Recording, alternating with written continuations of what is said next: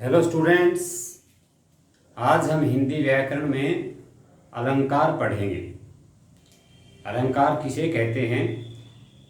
अलंकार का शाब्दिक अर्थ होता है आभूषण, गहना। जिस तरह से कोई पुरुष या स्त्री गहने पहनकर अपने आप को सजाता है, संवारता है, ठीक उसी प्रकार से कवि भी अपनी कविता को ऐसे शब्दों, वर्णों, अर्थों के आधार पर उसको सजाता है, संवारता है, ताकि भाषा में सौंदर्य हो, चमत्कार उत्पन्न हो। तो उसे हम अलंकार कहते हैं। अलंकार किसे कहते हैं? क्या परिभाषा बनी? अलंकार उसे कहते हैं जो काव्य में चमत्कार उत्पन्न करे या काव्य की सुंदरता में वृद्धि करे। तो अलंकार कितने प्रकार के होते हैं? अलंकार मुख्य रूप से दो प्रकार के होते हैं।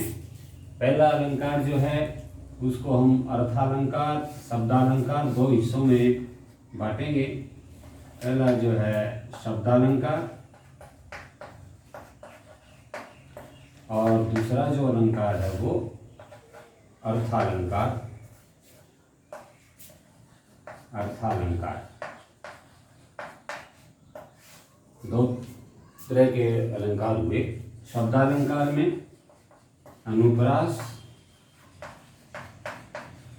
याद रखेंगे, यमक और श्लेष, ये तीन अलंकार हम शब्दालंकार में पढ़ेंगे। शब्दालंकार किसे कहते हैं? जहाँ शब्द के कारण काव्य में सौंदर्य आए या शब्द के कारण काव्य में चमत्कार उत्पन्न हो, वहाँ शब्दालंकार होता है। और जहाँ अर्थ के कारण काव्य में चमत्कार उत्पन्न हो, वहाँ अर्थालंकार होता है। तो हम पहले शब्दालंकार करेंगे आज, और कल हम अर्थालंकार पढ़ेंगे। तो शब्दालंकार में सबसे पहले हम अनुप्रास अलंकार पढ़ेंगे। अनुप्रास अलंकार बिल्कुल आसान और महत्वपूर्ण अलंकार है, सभी कवियों का प्रिय अलंकार है। अनुप्रास अलंकार किसे कहते हैं? आप कॉपी के अंदर लिख भी सकते हैं साथ साथ में। जहाँ कोई वर्ण दो या दो से अधिक बार आता है और काव्य में चमत्कार उत्पन्न करता है, उसे अनुप्रास अलंकार कहते हैं। किसी वर्ण की आवृत्ति, आवृत्ति का मतलब होता है बार बार आना, आवृत्ति के कारण काव्य में चमत्कार उत्पन्न हो, चमत्कार उत्पन्न हो या सौंदर्य में वृद्धि हो, उसे हम अनुप्रास अलंकार कहते हैं। किसी वर्ण की आवृत्ति के कारण काव्य में चमत्कार उत्पन्न हो, उसे अनुप्रास अलंकार कहते हैं।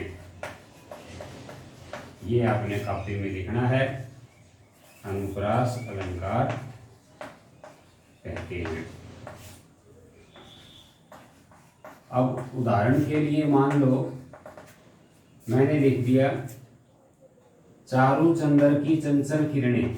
चारु चंदर की चंचल किरणें।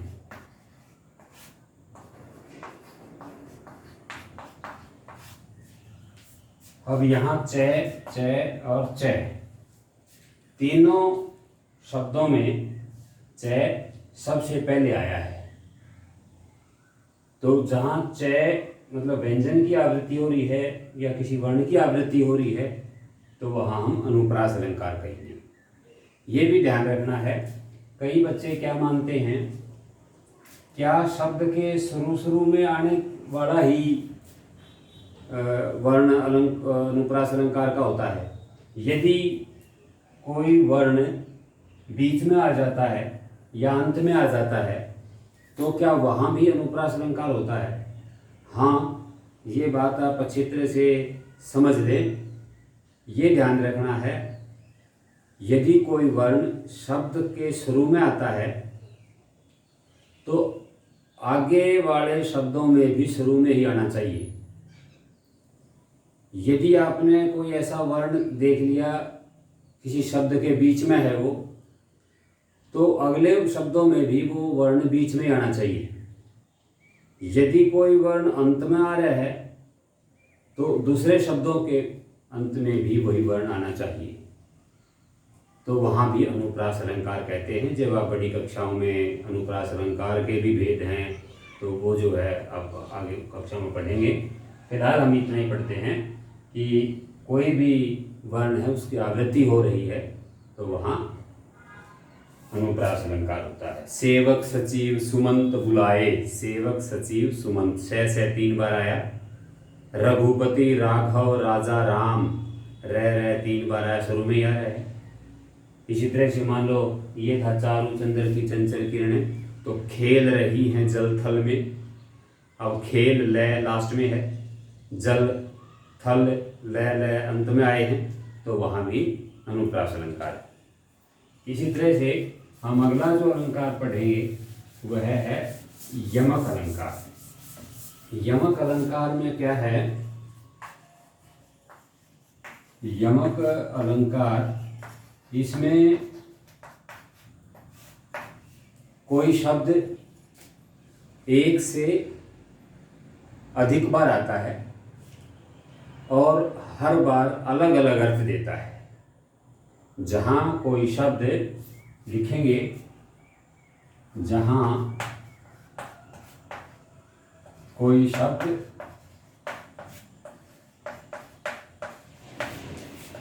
एक से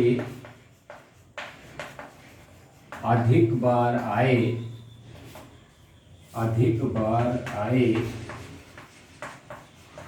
और अलग अलग अर्थ दे, अलग अलग अर्थ दे, वहाँ यमक अलंकार होता है। वहाँ यमक अलंकार होता है। मतलब शब्द तो एक ही होगा लेकिन उसका अर्थ अलग अलग होगा। जैसे कनक कनक तय 100 गुनी, कनक कनक तय 100 गुनी, मादकता अधिक आए, मादकता अधिक आए। मान लो एक पंक्ति ये है,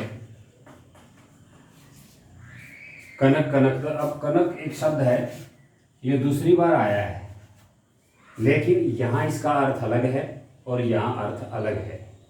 तो जब कोई शब्द दूसरी बार आता है, तीसरी बार आता है लेकिन अर्थ अलग अलग देता है, वहाँ यमक अलंकार होता है। सोने में धतूरे से भी ज़्यादा मस्ती होती है, सोने में धतूरे से भी ज़्यादा नशा होता है। इसका अर्थ तो ये है। लेकिन यहाँ जो कनक है या सोना है और यहाँ जो कनक है ये धतूरा है, जो नशीला पदार्थ होता है। ठीक है। इसी तरह से काली घटा का घमंड घटा, काली घटा, काले काले बादल, बरसाती बादल का घमंड घटा, का अहंकार कम हो गया, चकनाचूर हो गया। मतलब बादल छाए हुए थे, बरसाती बादल थे, काले काले बादल थे, लेकिन उसी वक्त जो है धूप निकल आई और काले बादल सारे इतर बितर हो गए, छट गए। तो कभी कल्पना करता है कि मानो उनका सारा घमंड ही चकनाचूर हो गया। तो यहाँ भी घटा घटा के अलग अलग अर्थ हैं, यमक अलंकार है। अगला है श्लेष अलंकार। श्लेष अलंकार वहाँ होता है, श्लेष का शाब्दिक अर्थ जो होता है वो होता है चिपका हुआ। इसका शाब्दिक अर्थ याद रखेंगे तो इसकी परिभाषा भी आसान हो जाएगी। शाब्दिक अर्थ चिपका हुआ, अर्थात श्लेष अलंकार वहाँ होता है जहाँ एक ही शब्द के कई अर्थ निकलते हों, कई अर्थ चिपके हुए हों, यूँ भी कह सकते हैं। एक ही शब्द के कई अर्थ निकलते हों।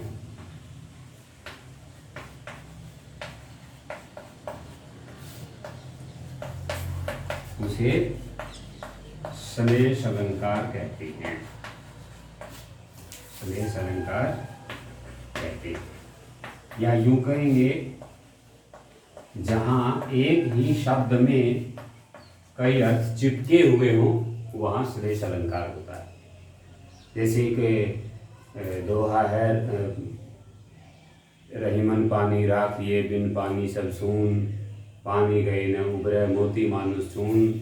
अब जो ये पंक्ति है, पानी गए न उबरे, पानी गए न उबरे मोती मानुष चून, मोती मानुष चून। अब मान लो ये है, यहाँ पानी के 3 अर्थ निकलते हैं। मोती के लिए चमक का अर्थ है, और मानुष के लिए इज्जत का अर्थ है, और चून के लिए जल का अर्थ देता है। कहते हैं जो है पानी का महत्व बताया कि पानी को, रहीम जी कहते हैं कि पानी को हमेशा अपने पास रखना चाहिए, क्योंकि इससे जो है मोती के लिए चमक और मनुष्य के लिए इज्जत और चून के लिए जल जितना ज़रूरी होता है उतना ही पानी सभी के लिए बहुत ज़रूरी होता है। तो कहने का मतलब यह है कि जहाँ एक ही शब्द में कई अर्थ चिपके हुए होते हैं वहाँ श्लेष अलंकार होता है।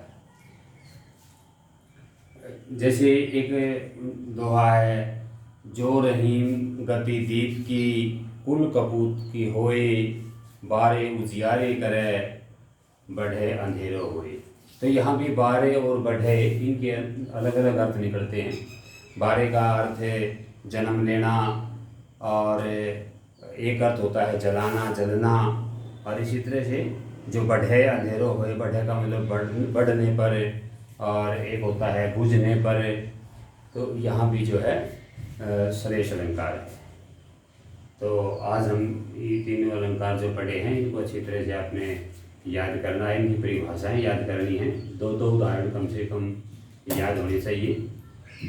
तो इन्हीं शब्दों के साथ आज हम टॉपिक यही बंद करते हैं, कल हम अर्थालंकार के बारे में पढ़ेंगे। Okay, thanks.